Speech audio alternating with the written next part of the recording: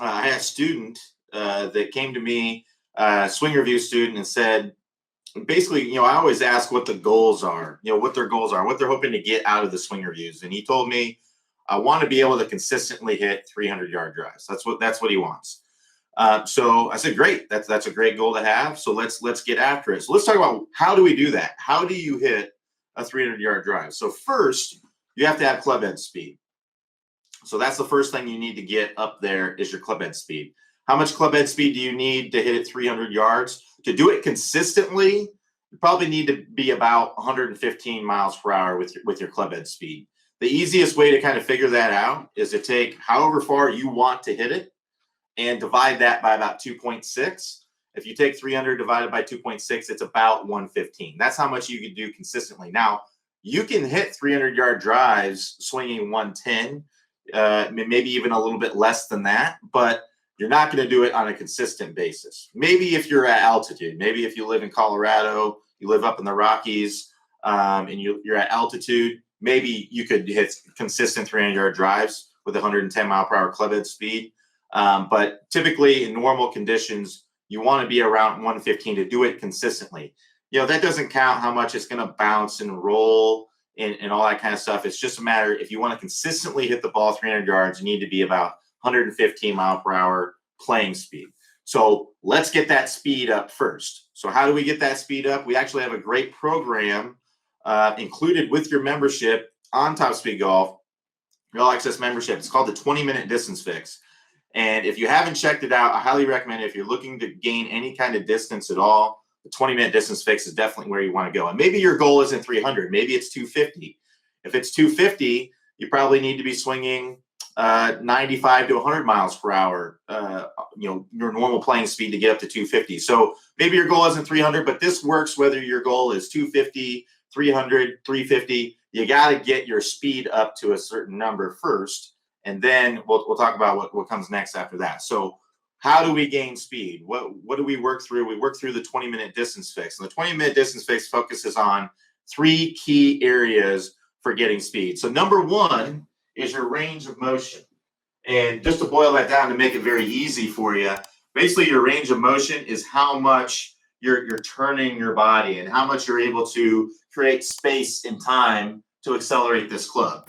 You don't see too many long hitters that have a short swings. Now, I know there's John Rahm and I know there's Tony Finau, but they still get a 90-degree turn, but they're also very large guys. And if they swung harder, if they swung longer, created a bigger range of motion, they could swing faster. In fact, I've seen a video where Tony Finau took it all the way up to here and he swung over 130. It's like 130 some miles per hour. So he can swing faster if he wants to, but 120 miles per hour, somewhere in there, that's a pretty good place to be on tour, as far as being able to compete and things like that. If you get too much speed, your dispersion can get a little bit too big, and it can be a little bit harder to be consistent.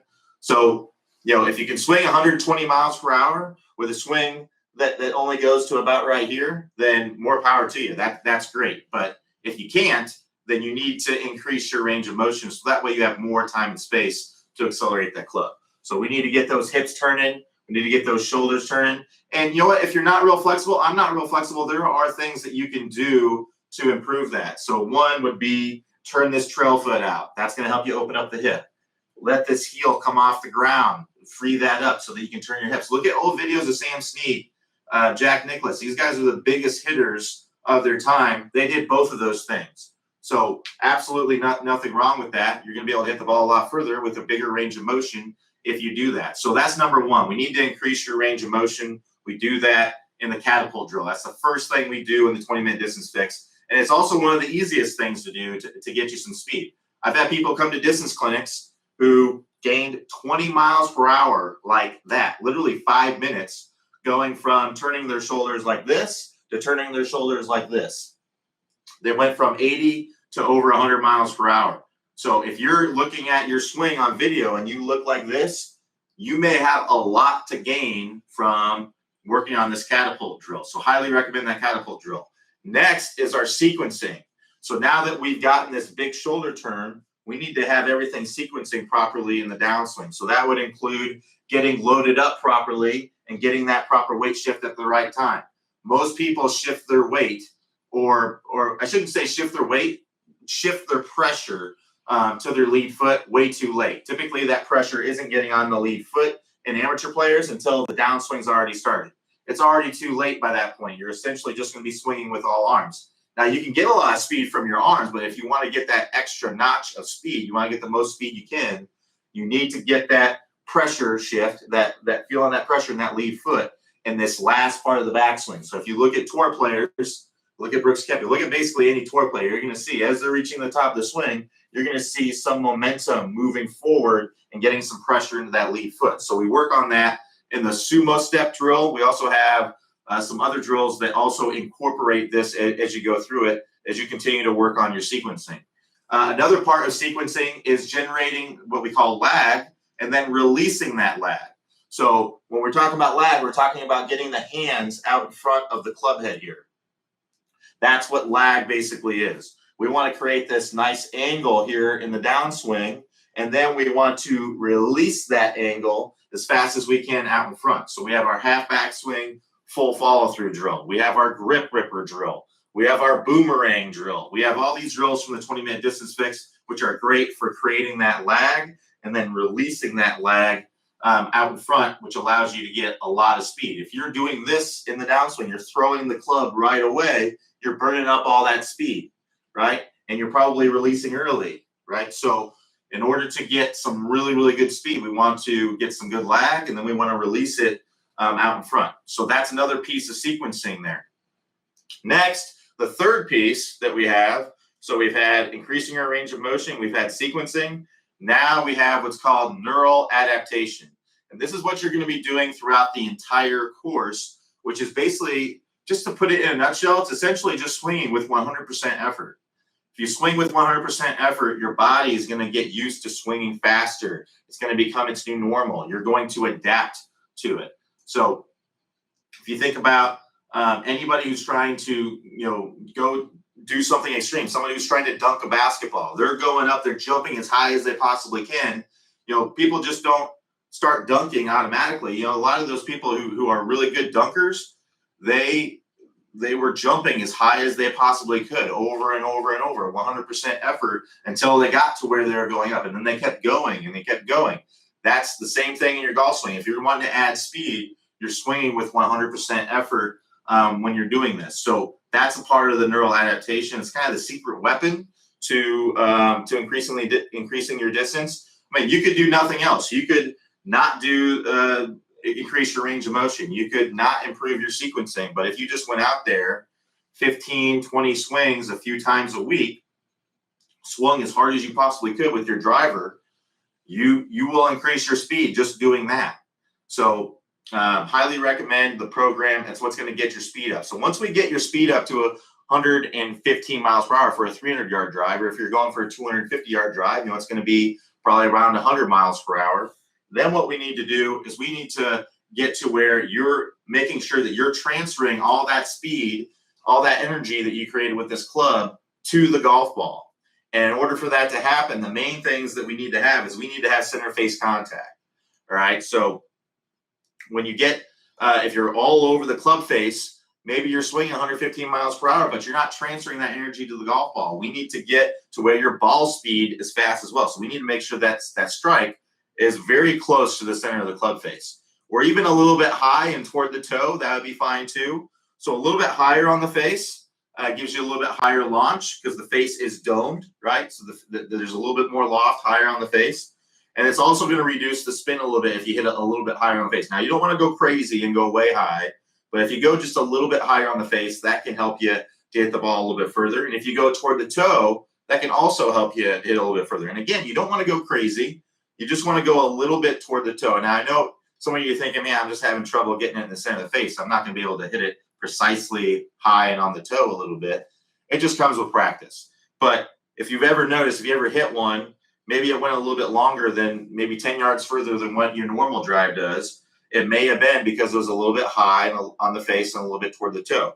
The reason why the toe helps a little bit is that The edge of the toe here is moving faster than the center of the face. So when we're measuring club head speed, it's from the center of the club face. It's from the geometric center of the club head.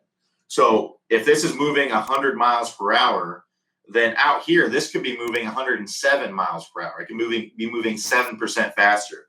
Now, you don't want to be hitting way out here because, you know, that's not going to be transferring very much energy to the golf ball because the face is going to twist and things like that. But if you get it a little bit, you can get an extra mile per hour or two out of it, and that'll give you a little bit more distance. So a little bit high on the face, a little bit toward the toe is good, but mostly if you just get it in the center of the face. So what we may work on is we may look at your technique. Maybe your spine angles are off.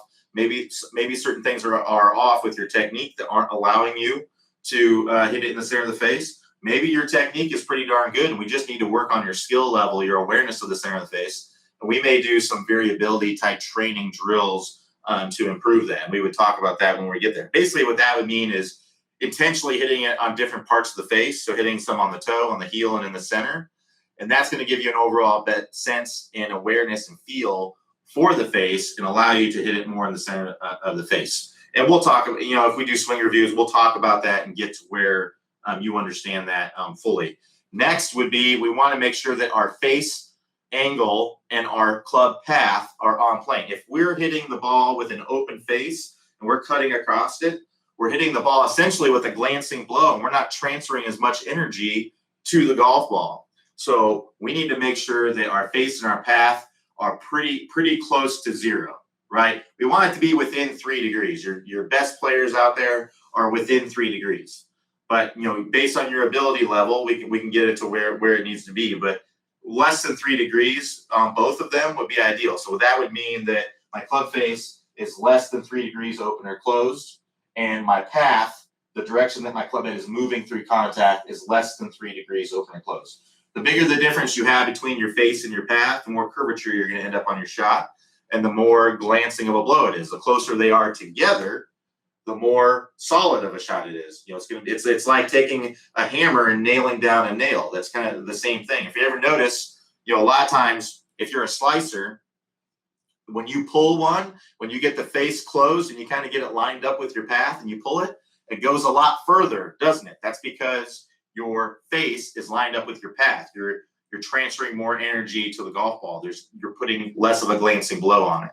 So again, we may look at your spine angles. Are your spine angles off? Are you angled too far away, swinging too much in to out? Are you angled too far forward, swinging too much out to in? You know, that would maybe what we look like, what we look at. But we also may, just like with the face strikes here, we may do some variability training to help you to control those things. So that would be alternating, hitting fades and draws and straight shots. And what that does is that gives you a better overall sense and feel and awareness of your face and your path, and allows you to hit the ball much straighter. So that's basically how I would work with you to get you to where you can hit those long drives. We get your speed up first, and then we make sure that you're transferring all that speed that you generated to the golf ball. You're transferring that energy to the golf ball. One of the keys that I touched on for generating speed is getting some good lag in the start of the downswing, really getting that club trailing behind you, getting what we call that speed trail.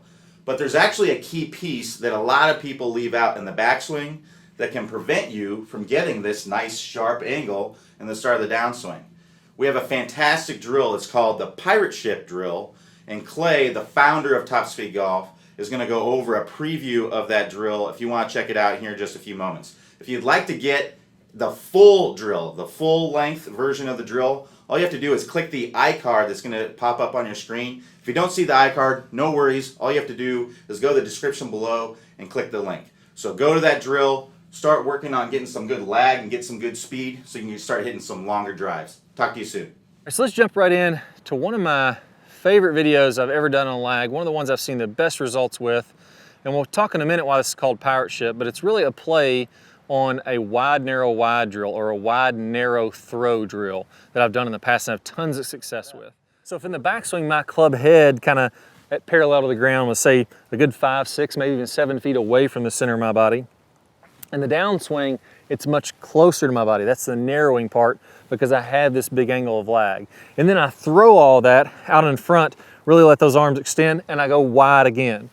Now, a lot of times, I'll see players misinterpret this drill, and they take a really good drill that's having tons of success, and they do it the wrong way and really struggle with it, feel like a lot of hands and arms. So if you've done this drill in the past and you feel a little bit out of sequence, you feel like your hands and arms just aren't working right, I bet this is exactly what you did. So when you're going wide in the backswing, that's all good. Most people get that correct. You really got to rotate the body. But when they narrow, the misrepresentation that a lot of players will have is they'll narrow up the arms, not the club head that we want to narrow, but they'll misinterpret this drill as narrowing the arms, and they'll do something like this. I want you to think of your arms as a pirate ship. Here's what I mean by that. You've probably been to an amusement park before where they have one of these big giant pirate ships. Everybody's packed on there in these seats. And then the pirate ship is down at the bottom. There's a big arm, and then that arm starts swinging back and forth just like a pendulum, right? And the ship goes back and forth. Well, the cool thing about this, so you can relate to your golf swing,